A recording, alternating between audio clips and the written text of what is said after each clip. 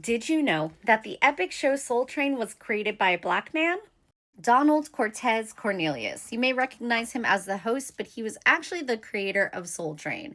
So he was born in 1936 in the south side of Chicago.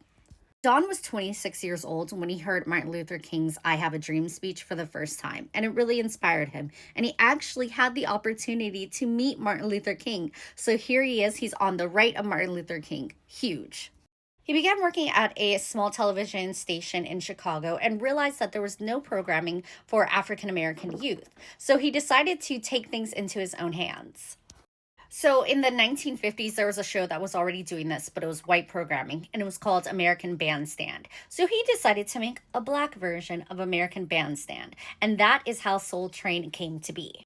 The higher ups were very skeptical of this show, and so they did something that was unprecedented. They gave him all of the rights to the show. Obviously, they thought it wouldn't survive, but this was huge for him.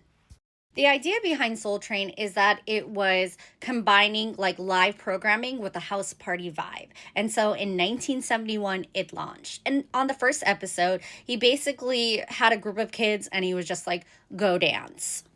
The show eventually moved to Los Angeles and was picked up by multiple stations, making Don the first black man to have his own nationally syndicated television show. So, remember how I told you that he had made his own show based off of the show American Bandslam, which was already out? American Bandslam was created by Dick Clark. Dick Clark saw how well Soul Train was doing and decided to create his own version. He wasn't worried. He literally worked with Jesse Jackson, who he was friends with, and they were able to convince ABC to pull that show off of the air after a few episodes. Talk about badass.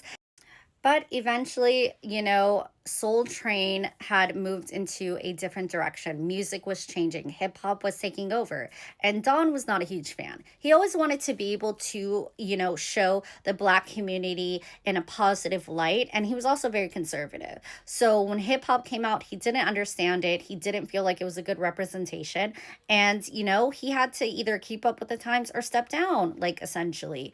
And he decided to step down in 1993.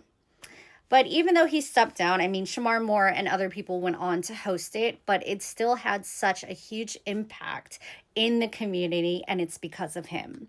So let me know in the comments below, did you know about this? And stay tuned for more Black History facts.